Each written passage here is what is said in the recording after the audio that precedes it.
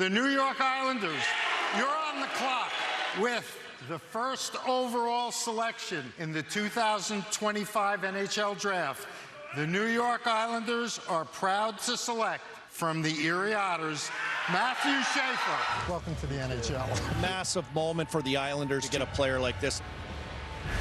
The emotions were so strong that night. Matthew Schaefer, just one of a haul of players coming out of the Canadian Hockey League, the 2025 NHL Draft.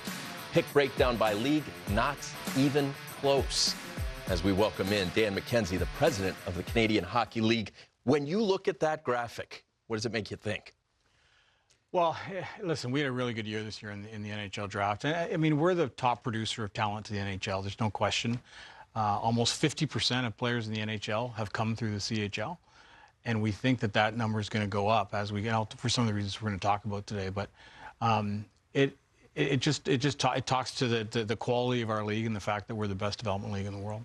Is this fair to say, Dan? I mean, really, when you compare the CHL to some of the other feeder systems out there, like the USHL, like NCAA, the one thing that, you know, professional hockey teams, folks that scout talent for a living, you know, there'll always be this distinguishing feature, right? Yours, the CHL schedule, and really almost the lifestyle, it's the one that mimics closest the NHL schedule. It's a unique advantage, is it not? It is. I think there's probably three things that make us unique in terms of the way we develop players.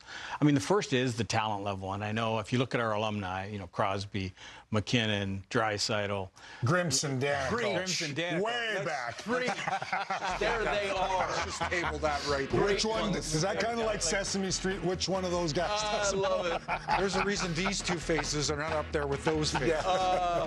But I mean, the talent level is you know, it's the most talented league in the world at this age, and so. You know, when you look at the first round of this year's draft, you showed a clip from the draft in LA. 21 of the top 32 players in the first round were CHL players. Yeah. So high talent level. I'd say the second thing you talked about, Stu, is the schedule. The schedule is a pro-like schedule. Right. So we play 68 games, which on its own is a lot of games, but probably more important is we play 4 rounds of the playoffs, 7-game series. Yeah. And you played in a Memorial Cup, and then you play in the Memorial Cup. So it's a grind, and you know, there aren't a lot of leagues that prepare you for the NHL that way, and we do. Yeah.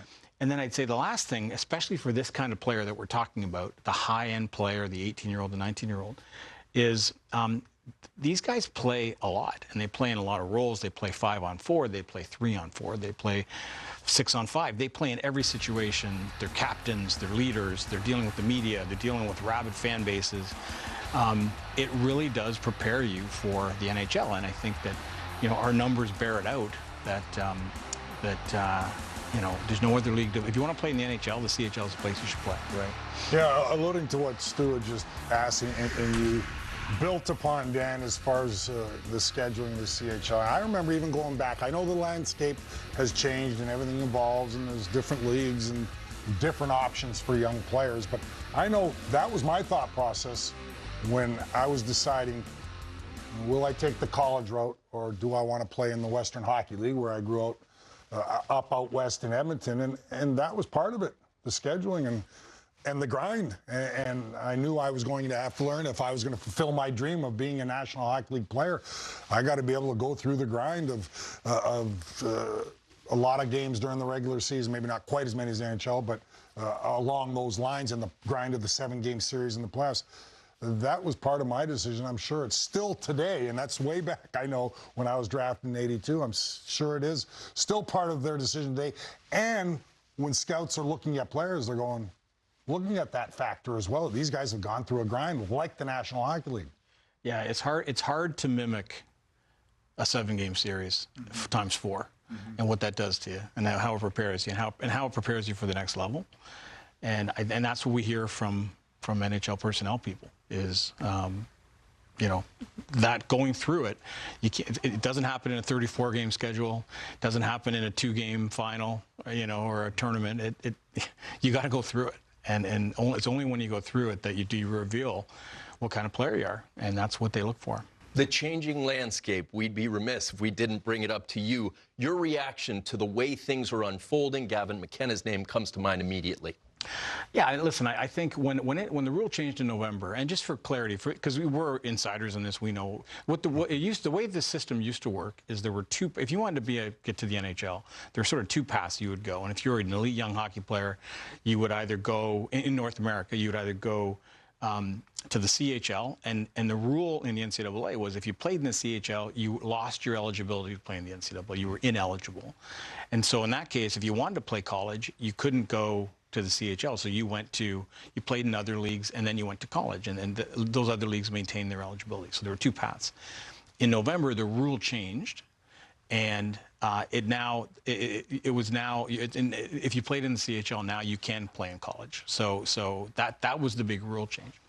And when it happened, our initial thought was, at the end of the day, this is good for players. It gives players more choices, but it also takes away a choice when you're 15 years old on what you're going to be doing when you're 23 years old. Those were the kinds of choices you had to make. So we thought that was good for the player. And what we've seen since, so that happened in November. So in the last 9 months, we've now been able to see a little bit of time in terms of what's happened. And what's happened, what we've seen, is that we've seen a massive influx of players into the CHL. Mm-hmm. So from November till now, there's about 215 players and counting who are coming to the CHL from all over. They're coming from various leagues. Some of them are coming from Europe.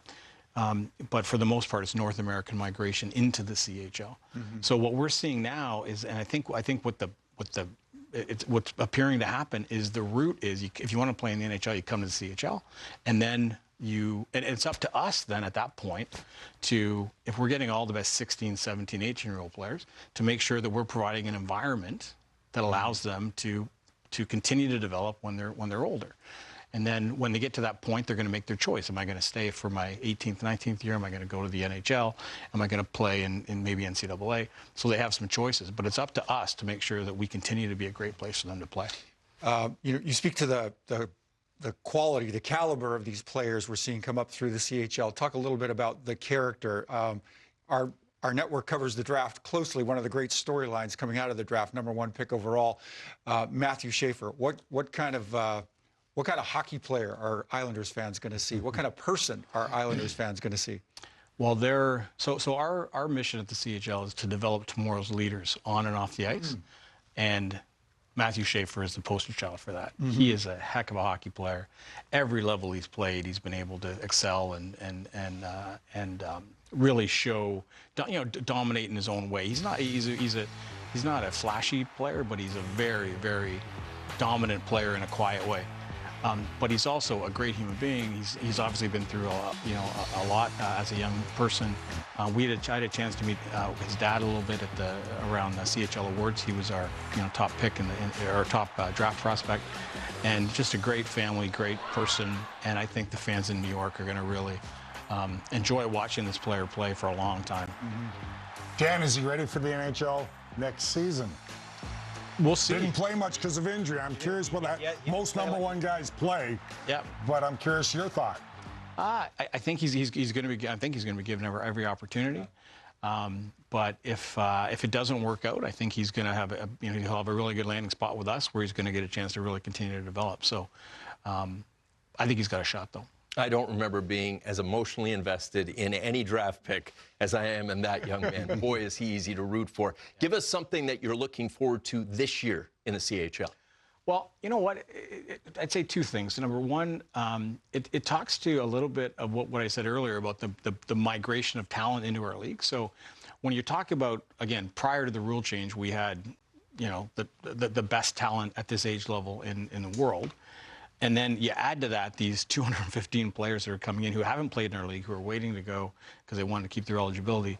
I'm excited to see what the melding of these two talent pools is going to look like, and how high the caliber is going to be. So I'm really excited about that. And then, again, just in terms of off the ice, we talked a little bit about off the ice and this notion of it in terms of our mission, developing tomorrow's leaders both on the ice and off the ice. Maybe for your viewers who don't know, the way it works in the CHL is for every year you play in the CHL, you get a scholarship. You get money towards your academic scholarships.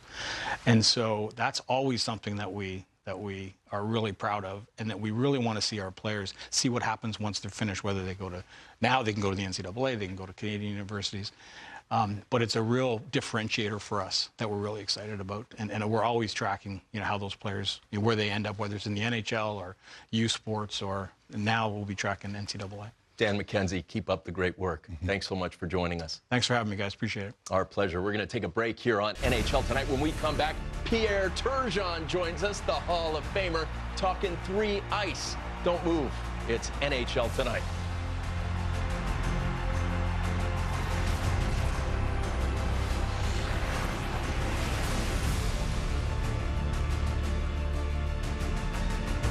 Be tough, be a man. You get hurt, that's a long ways from your heart. All these little sayings that people use, it molds us. In my head, I'm dying. I'm preparing for death. This is Fight for Life. Sunday,